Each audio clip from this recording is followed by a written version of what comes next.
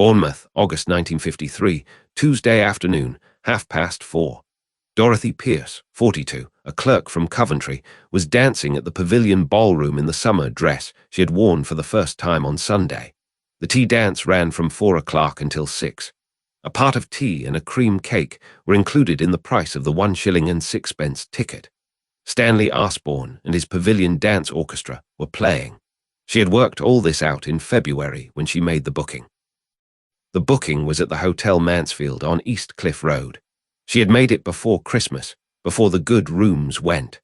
The room she had requested faced the garden rather than the car park. Her husband had agreed that the room facing the garden cost an extra shilling a night and that the extra shilling was worth it. They had agreed this in November. The holiday itself was in August. The agreement and the planning that preceded it was the architecture of a week that needed to feel different from every other week of the year. And Dorothy Pearce had been building that architecture in small decisions since autumn. She had saved toward this week through her workplace savings club, a fixed amount each month, set aside before anything else, toward the specific week in August when this hotel room, this ballroom, and this afternoon existed rather than being planned for. The dress she was wearing had come from the Freeman's catalogue in June. She had thought about it since April. She had worn it on Sunday because Sunday was the arrival day, and the arrival day required the best dress. She was wearing it again on Tuesday because the tea dance at the Pavilion required it. She had not worn it on Monday because Monday was the beach, and the beach was not the occasion. This is the precision with which Dorothy Pearce approached a week's holiday at Bournemouth. It was not imprecision that had brought her here. It was 11 months of monthly savings, 2 new summer dresses, a February hotel booking, and the knowledge, refined over a decade of annual holidays at the same resort, that Tuesday afternoon at the Pavilion was the occasion the week had been built around. What the Pavilion's sprung maple dance floor on a Tuesday afternoon in August 1953 gave a clerk from Coventry that the working year had never given her. That is the question this video is organized around. Bournemouth was not an accident. It had not grown from a fishing village whose harbour attracted a railway and whose railway attracted tourists. Bournemouth had been founded specifically as a leisure destination, a health resort established in 1810 by Lewis Tregonwell on what was then uninhabited heathland, and from the beginning it had made a series of deliberate decisions about what kind of resort it intended to be. The railway reached Bournemouth in 1870. By the time the railway arrived, the resort already had its social character, middle class, refined, self-consciously different from the industrial resorts of the north. When Blackpool was building its 3 piers and its tower and its boarding houses at working-class prices for Lancashire mill workers, Bournemouth was developing its esplanade gardens, its pine tree-lined chines, its clifftop hotels, and its symphony orchestra. The Bournemouth Municipal Orchestra, later the Bournemouth Symphony Orchestra, gave its first concert on Whit Monday, 1893 at the Winter Gardens. The resort had a permanent professional orchestra 60 years before some British cities acquired one. The Royal Bath Hotel, the oldest in Bournemouth, had opened on Queen Victoria's coronation day in June 1838. Oscar Wilde was a documented regular guest. The hotel's social character, its position on the West Cliff above the sandy beach, its dining room, its grounds, established a standard that the resort's subsequent hotel culture worked to maintain. By the 1950s, the West Cliff and East Cliff hotel strips above the promenade offered the kind of seafront accommodation whose specific social identity was inseparable from the resort's identity as a whole. You chose Bournemouth, and Bournemouth gave you the hotel, the promenade, the pavilion, the orchestra, and the 7 miles of sandy beach that most South Coast resorts had never managed to provide. The 7 miles of sand mattered. Brighton's Pebble Beach was distinctive but uncomfortable. Torquay's harbour was elegant, but the beach was small. Bournemouth's 7-mile stretch of golden sand was the South Coast's most straightforward argument for itself, the material evidence that the resort had built a physical environment as well as a social one. Before you can understand what the Pavilion's tea dance gave Dorothy Pearce on a Tuesday afternoon, you need to understand what Bournemouth had been deliberately constructing for her for 140 years. What that construction produced, in the Pavilion's ballroom, in the Winter Gardens concert hall, and on the lower promenade on a Tuesday morning, is where this video turns next. Before we continue, if this kind of documentation is what you've been looking for, consider subscribing. Every video on this channel goes into one specific element of the British seaside holiday between 1920 and 1980. What the resort was, what the hotel or ballroom or promenade offered, and what the people who saved 11 months to be there were actually doing when they arrived. Not nostalgia for deck chairs. The documented social meaning of a ritual that a generation of British families arranged their working year around. What an afternoon tea dance at the Bournemouth Pavilion gave a couple from Birmingham was not just dancing. It was the specific pleasure of being formally dressed in the middle of the afternoon, in a room overlooking the sea, doing something that their working life had never once found occasion to require of them. And if you took these holidays, or your family did, put it in the comments. Did your family take holidays at Bournemouth? Did you go to the Pavilion ballroom for the afternoon tea dance? And what did the band play? Next time, the boarding house landladies of Blackpool, and what it meant to be turned out of the house at 10 every morning, whatever the weather, to spend the day on the Golden Mile. Back on the promenade. The Bournemouth Pavilion opened on 19 March 1929, inaugurated by Prince Henry, Duke of Gloucester. It had been designed by G. Wyville Home and Shirley Knight, winners of a 1923 design competition, built by James and sewered at a cost of £250,000. Its brief was specific: to give the Bournemouth Municipal Orchestra a proper concert hall of approximately 1,600 seats, and to provide the resort's holidaymakers with a ballroom, a restaurant, and the specific social infrastructure that the resort's self-image required. The ballroom was at the rear of the building, overlooking the pier approach. Its floor was sprung maple wood. Its walls incorporated mural paintings showing different dances. Its southwest side was almost entirely composed of windows commanding a view of the sea, the pleasure gardens, and the distant Purbeck Downs. The Sheffield Independent, reporting on the opening in March 1929, described it as having a perfect floor. The hall held 500 people dancing.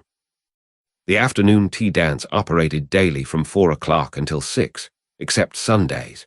For 1 shilling and 6pence, the dancer received admission to the floor, a pot of tea, and a cream cake. The bands who played the tea dances in the 1950s included Stanley Osborne and his Pavilion Dance Orchestra, the Sim Grossman Orchestra and Singers, and the Haddon Powell Orchestra. The evening bowls required 2 shillings and 6pence and provided a sandwich, a sausage roll or vol au vent, and a cup of coffee. Morning coffee dances were held on bank holidays. Before you can understand what the tea dance provided, you need to understand what it was not. It was not a dance hall. It was not the kind of venue where young people danced to popular music on a Friday evening. It was, specifically, a ballroom, a room with a sprung floor, an orchestra, formal dancing conventions, appropriate dress requirements, and windows overlooking the sea. In operation every afternoon of the summer week at a price that included the tea. The social function of the tea dance was precise. It organized the mid-afternoon of a Bournemouth holiday week into a specific occasion with specific requirements. You dressed for it, you arrived at 4, you danced to the orchestra, you drank your tea, and you left at 6 to dress for dinner. What the 2 shillings and 6pence of the evening ball gave the couple from Coventry that the afternoon tea dance had not, and what distinguished the evening occasion from the afternoon one, is the question this block ends on. Dorothy Pearce had not come to Bournemouth to rest. She had come to spend 7 days in a version of her life that was differently proportioned, where the morning was for the promenade, and the afternoon was for the pavilion, and the evening was for dressing for dinner, and the dinner itself, and where none of these things were optional or efficient or justifiable in terms of anything except the fact that this was the week. The week did not need to justify itself. The other 51 weeks had justified it. This was what they had been for. The lower promenade at Bournemouth in the first week of August 1953 was not a place people came to be alone. It was a place they came to be seen, specifically, to be seen as they wished to be seen, in clothes that the rest of the year had not given them a suitable occasion to wear. This was understood by everyone on it. The woman in the navy crepe dress had not worn it to go to work in Coventry. She had worn it to come here, to this promenade in this week, to be exactly this person for exactly these 7 days. The promenade made that possible. That was its function. Bournemouth's promenade was not Brighton's promenade. Brighton's promenade was democratic, energetic, shared by the day tripper and the week stayer in equal measure. Bournemouth's promenade was specific. It served a specific social type, the professional or clerical family from the Midlands and the South, the couple who had saved carefully and booked early, the people who had chosen Bournemouth over Blackpool and Torquay over Eastbourne and understood what those choices meant. The lower promenade stretched along the base of the cliffs, between the beach and the clifftop hotels above, a formal walking space where the social act of being on holiday at Bournemouth was performed in public for the benefit of other people who were performing the same act. The dress from the Freeman's catalogue looked like what it was meant to look like on the Bournemouth promenade. It looked like a woman who had earned this week and knew how to inhabit it. What the promenade organised, in contrast to the pavilion's formal occasion and the hotel's dining room, was a continuous social performance that asked nothing of its participants, except that they walk at the pace of leisure and dress, as if the occasion required it. The occasion always required it at Bournemouth. What it was, specifically, that required it, and why the pace of the promenade walk was different from every other pace in Dorothy Pearce's year, is the question the next block addresses. On the evenings, when Dorothy Pearce did not go to the Pavilion Ballroom, she went to the Winter Gardens. The Bournemouth Municipal Orchestra had given its first concert at the Winter Gardens on Whit Monday, 22 May 1893. By the time Dorothy Pearce was sitting in the Winter Gardens in August 1953, listening to Charles Groves conduct the orchestra, Groves had taken over as musical director in 1951. The orchestra had been performing in Bournemouth for 60 years without interruption, surviving 2 world wars, periodic financial crises, and the constant pressure from the Arts Council and the local council to reduce or eliminate the subsidy that kept a permanent professional orchestra in a seaside resort. The specific significance of this is easy to misread. The Bournemouth Municipal Orchestra, later renamed the Bournemouth Symphony Orchestra in 1954-55, was not a municipal amenity in the way that a park or a swimming pool was a municipal amenity. It was a cultural statement. In 1893, the decision to fund a permanent professional orchestra in a seaside resort was a statement about what kind of resort Bournemouth intended to be, and it was a statement that required annual restatement through the following 60 years, against periodic proposals to reduce the number of players, shorten the season, or direct the orchestra toward lighter programming. In 1951, the orchestra performed at the Royal Festival Hall during the Festival of Britain. In 1953, Charles Groves was conducting it in Bournemouth. For a couple from Coventry who came to Bournemouth every August, the Winter Gardens concert was not a novelty. It was part of the architecture of the week, the evening that required the better clothes, the program that was kept as a record of what had been heard, the specific pleasure of sitting in a concert hall in a seaside resort, and hearing a professional orchestra that was not touring through, but was, specifically, resident here. Dorothy Pearce had not come to Bournemouth to hear an orchestra she could have heard in Birmingham. She had come to hear the Bournemouth Municipal Orchestra at the Winter Gardens, in August, on the evening that was not the tea dance and not the evening ball, and was its own entirely specific occasion. What Charles Groves knew, conducting the orchestra in its 61st summer in a resort whose commitment to a permanent professional orchestra was the single most distinctive cultural statement any British seaside resort had ever made, is the question this block leaves open. The head waiter at the Carlton Hotel or the Royal Bath, who had worked the Bournemouth season for 15 consecutive summers, knew something about the guests that the guests themselves did not fully articulate. He saw them arrive on the Saturday. He saw the slight tension of the couple from Coventry checking in for the first time, the careful management of the tip, the specific attention to whether the room was in fact the room that had been booked. He saw the returning guests, the schoolteacher, and her husband from Leicester, who had been coming to the same room at the same week in August for 9 years, and saw what was different about them. The returning guest walked through the lobby with the ease of someone who has already solved the question of whether they belong here.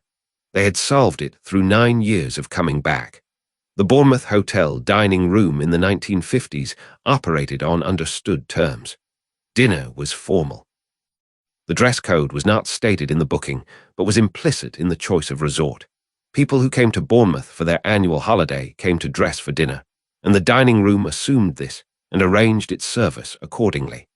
The head waiter's knowledge of which guest was in their third summer and which was in their first was visible in the way he seated them. The returning guest's table was the corner table that they had occupied the previous year and the year before that. Before you can understand what the dining room provided, you need to understand that for Dorothy Pearce, the formal dinner at the hotel was the fourth or fifth distinct social occasion of the day. She had walked the promenade in the morning. She had danced at the Pavilion tea dance in the afternoon. She had perhaps attended a concert at the Winter Gardens in the early evening. She returned to the hotel, dressed for dinner, and came down to the dining room to be seated at the table that was theirs for the week, to eat a meal served by staff who remembered them from last year, and to be, for the duration of the meal, the person that Bournemouth had been built to accommodate. Dorothy Pearce had not come to Bournemouth to rest. She had come to inhabit, for 7 days, a version of her life that was differently proportioned. The dining room was one of the rooms in which that version existed. The question is what happened when the room was no longer available. The package holiday to Spain arrived in Bournemouth's consciousness in the early 1960s in the specific form of a price comparison. A charter flight to Majorca cost approximately what a week at a Bournemouth clifftop hotel cost. It offered guaranteed warmth, a warm sea to swim in, and the novelty of a foreign country. It could not offer the Pavilion's sprung maple dance floor, or the Winter Gardens, or the BSO, or the 7 miles of sandy beach that distinguished Bournemouth from every other South Coast resort. What it could offer was the one thing that the British South Coast's climate could not match: sun, reliably available for the whole week. The summer of 1953, at which we have been looking, was a good summer, but the British summer was not reliable. The Bournemouth promenade in a week of sustained rain was still a promenade, still performable, still requiring the correct clothes and the correct pace. But it was not the sea in guaranteed sunshine. The package holiday did not replace the promenade. It replaced the need for the promenade. When the sun was guaranteed elsewhere, the social institution built around performing leisure in good clothes despite the weather became something different, a preference rather than a necessity, a deliberate choice of an older mode rather than the default of a generation. What happened to the specific social world of the Bournemouth holiday, the Tuesday afternoon tea dance, the Wednesday evening at the Winter Gardens, the Thursday evening ball, the Friday morning promenade, was not that it disappeared immediately. It continued, but it continued for a contracting audience. The families from Coventry and Birmingham who had been coming to Bournemouth every August for a decade began, from the early 1960s, to go to Spain instead. Their places were not entirely filled by the next generation. The Pavilion continued, the BSO continued, the hotel dining rooms continued. But the social world that had populated them, the world organized around the specific architecture of a Bournemouth summer week, began to thin. The Pavilion Ballroom is Grade II listed. The Bournemouth Symphony Orchestra is performing in 2026, renamed, but descended directly from Dan Godfrey's 30 wind players who gave their first concert at the Winter Gardens in 1893. The Royal Bath Hotel is open. The 7 miles of sand remain. What changed was not these institutions. What changed was their social meaning, the specific significance they had for the family who had saved all year for a week in which the Tuesday afternoon at the Pavilion was the occasion the week had been built around. If this channel is going to keep documenting what the British Seaside meant to the people who made it their 1 week, subscribe. There are more resorts, more hotels, more promenade mornings, and more Tuesday afternoon tea dances that were the occasion of someone's year, and were never described as such because they didn't need to be. What an afternoon tea dance at the Bournemouth Pavilion gave a couple from Birmingham was not just dancing. It was the specific pleasure of being formally dressed in the middle of the afternoon, in a room overlooking the sea, doing something that their working life had never once found occasion to require of them. The package hotel in Majorca did not offer this. It offered something else. For most families, the something else was enough. For some, for longer than you might expect, it was not. And if you have a memory of Bournemouth, of the pavilion, of the tea dance or the evening ball, of the winter gardens or a hotel dining room, of the chines and the sandy beach, put it in the comments. Did your family take holidays at Bournemouth? Did you go to the Pavilion Ballroom for the afternoon tea dance? And what did the band play? Next time, the boarding house landladies of Blackpool, and what it meant to be turned out of the house at 10 every morning, whatever the weather, to spend the day on the Golden Mile. The Bournemouth Municipal Orchestra gave its last concert at the Winter Gardens on 20 January 2002. The Winter Gardens was subsequently demolished. The orchestra had performed there since 1893. The Pavilion Ballroom tea dances continued. They continue still. What Majorca gave the family from Coventry who stopped coming to Bournemouth: guaranteed sun, lower prices, a warm sea. What it did not give them: Stanley Osborne and his Pavilion Dance Orchestra on a Tuesday afternoon, the sprung maple floor, the cream cake included in the price of the ticket. Dorothy Pearce did not know, when she danced at the Pavilion on the Tuesday of her last Bournemouth week, that it was the last time. The floor was the same. The orchestra was playing. The tea was included. She knew it later, when she looked for the tea dance in Majorca and found the hotel bar was not the same room. The Pavilion had known what to do with a Tuesday afternoon. Majorca had not been built to ask what Tuesday afternoon was for.